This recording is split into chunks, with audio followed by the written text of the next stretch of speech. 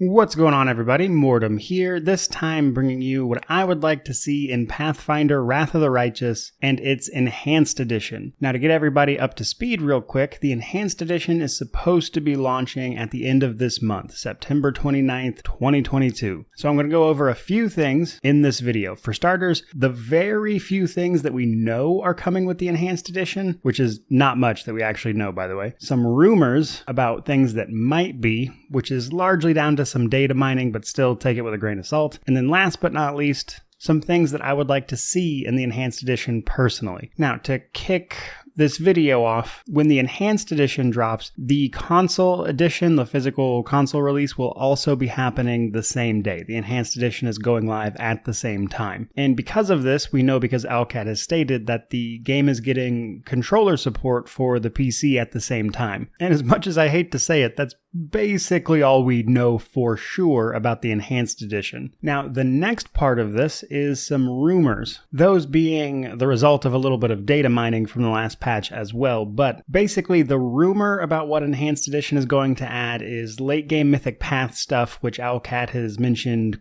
quite often that they want to do, and some of the latest data mining seems to kind of back that up as well. And then in addition to filling out the late game Mythic Paths, they also have some quests and just kind of general side stuff in Act 5 as well, which was pretty light on content. Now, a little more specifically, it looks like they might be aiming to fill out the Mythic Paths that didn't really get any love, and those are the late game ones. Devil, Gold Dragon, Swarm That Walks, just all of them getting some interactions. In addition to those things, this is apparently going to also add a few interactions for the regular Mythic Paths as well. Again, this is all rumors, so I don't want to get too in the weeds about specifics, but the popular speculation, if you will, is late game Mythic Path stuff and some side quests in Act 5, as well as some things to do with the ending to kind of flesh it out and close a few of the plot holes that were left open. Or not so much plot holes, but things that were left without a resolution, let's say. Now, on to the part of the video where I talk about the things I personally would like to actually see in-game, and we're going to kick that off with level 1 character templates. Now, this is an interesting one because in some ways we see this feature in-game already, so I'm pretty sure it could probably be added in a way we can interact with in some fashion. I just don't know the specifics of how that would work. If you're unaware, you can pick pre-generated characters that have an auto build associated with them if you don't want to build your own character. The first menu when you bring up character creation is actually pre-generated characters, and additionally, each base class has an auto build associated with it, where the leveling will be automatic. These builds are fine for normal, but anything beyond that, they're kind of whatever. And in some cases, just kind of bad, actually. But what would be really cool is if we could take that sort of pre-generated character system that seems to be in place in some capacity already and allow us, the player, to tinker with it and effectively make templates so people don't have to spend as much time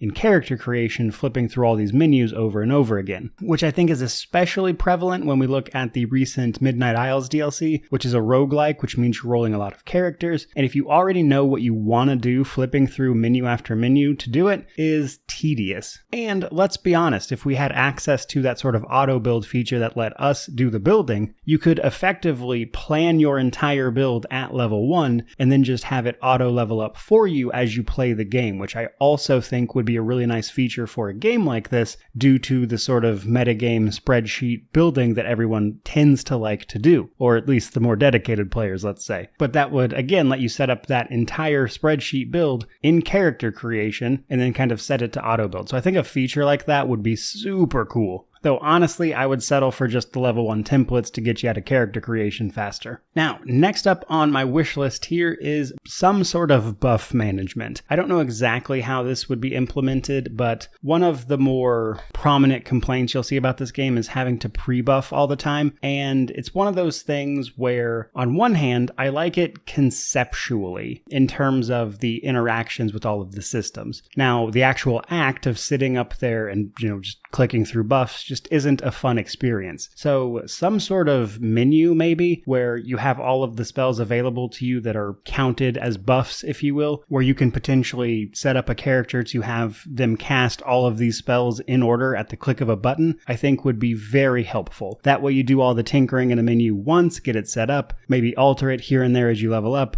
but then you'd be good to go. Now, there are kind of mod versions of this, but we're going to get to that in just a second as well. Now, third on this list is something I already mentioned in the rumors section, but it is also something I would also really like to see added to the game, and that's just more side quests in Act 5. Acts 1 through 4 are packed with content. There's so much stuff to do and see, and then you get to Act 5 and it's like a dozen or so quests, and probably a fourth of those are the main story. And it feels a little underwhelming content-wise. So I guess more than anything, it's just my hope that the actual speculation about them doing this comes to fruition, because I do think Act 5 could really use some love. Now, fourth on our list, we have probably the biggest request overall, I would say, and that is official mod support. Now, realistically, I think this is the one we are the least likely to get, because I cannot imagine this is a small amount of work, especially on their back end. But this comes up essentially every time they release a patch or a DLC, because pretty much every time they do, this will break a bunch of people's mods, or more specifically, the mods will break saves, etc. And this is because the game does not officially support mods. There are mods available that you can use, etc., but again, they're not officially supported, and just their presence, even in, without being patched or updated, etc., there's a lot of potential for them to break things as a result. In fact, in my experience, a lot of the bugs people encounter tend to be the result of the fact that they have like the toy box mod installed. And one you'll see after basically every patch and update